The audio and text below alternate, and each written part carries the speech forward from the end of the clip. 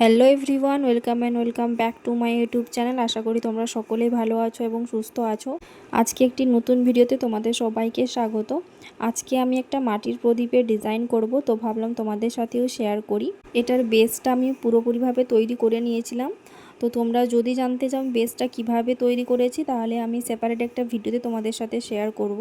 কারণ বেসটা যদি ঠিকঠাকভাবে না হয় তাহলে কিন্তু কোনো ধরনের কাজ করা কঠিন হবে এবং সেক্ষেত্রে কাজটাও কিন্তু বেশি দিন টেকসই হবে না।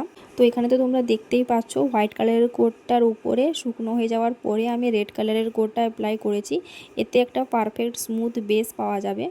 তারপরে আমি এখানে অ্যাক্রেলিক কালার ইউজ করেছি, হোয়াইট অ্যাক্রেলিক কালার, এবং সেটা দিয়ে এইভাবে একটা সার্কেল ড্র করেছি। আর আমি এখানে যে সার্কেলগুলো ড্র করেছি সেগুলো কিন্তু আমি পেন্সিল কম্পাস দিয়ে সার্কেল প্রথমে ড্র করে নিয়েছিলাম, তারপরেই আমি এখানে ড্র করছি। যেহেতু আমি এই কাজটা ফার্স্ট টাইম করছিলাম, তো কোনো ধরনের এক্সপিরিয়েন্স ছিল না। তো তোমরা যারা আমার মতো বিগিনার্স রয়েছো তারা কিন্তু এই ট্রিকগুলো ফলো করতে পারো। তো ভেবেছিলাম একটা লোটাস আমি মিডিলে করব, তো সেই মতো আমি লোটাসটা করেছি। আর এখানে আমি নিয়েছিলাম 00 তুলি, বাট তোমাদের কাছে যদি 000 নাম্বারের তুলি অ্যাভেলেবেল থাকে তাহলে কিন্তু তোমরা সেটাই করবে। আমি এখানে 00 নাম্বারের তুলিটা করেছিলাম, তাই কিন্তু এখানে লোটাসটা একটু বড় সাইজের হয়ে গেছে। তো তারপরে আমি বাকি যে সার্কেলগুলো ড্র করেছিলাম সেগুলোকে ফিল করে নিচ্ছি। এই কাজগুলো তোমরা যখনই করতে বসবে তখন কিন্তু মাথায় একটা চিন্তা ভাবনা করে নেবে কোন কোন ডিজাইন তোমরা করতে চাইছো।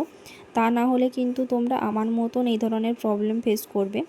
যেমন মিডিল পোর্শানে আমি লোটাসটা তো করেছি, তারপরে এই পোর্শানটাতে আমি কি ডিজাইন করব সেটা আমি আর ভেবে পাইনি।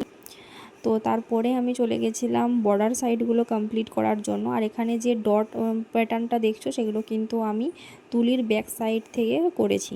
ভেবেচিন্তে ডিজাইনটা করবে সেটা এই জন্যই বললাম, কারণ এখানে তোমার যে ডিজাইনটা করবে সেটা তো আর বারবার মুছে মুছে করতে পারবে না। তো যেটা একবার করবে ওটাই পার্মানেন্ট থাকবে। যদি একটু আধটু কোথাও ভুল হয় সেক্ষেত্রে তোমরা কালারটা ড্রাই হয়ে যাওয়ার পরে আবার তার উপরে রেড কালারটা দিয়ে কভার করতে পারো।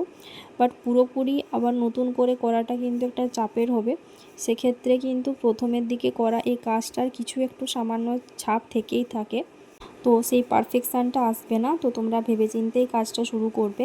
আমার আজকের এই কাজটা তোমাদের কেমন লাগলো অবশ্যই কমেন্ট করে জানাতে ভুলবে না।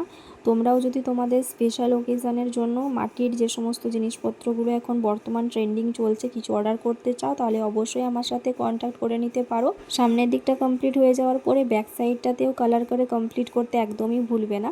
তো দেখা হচ্ছে আবার নেক্সট কোনো ভিডিওতে।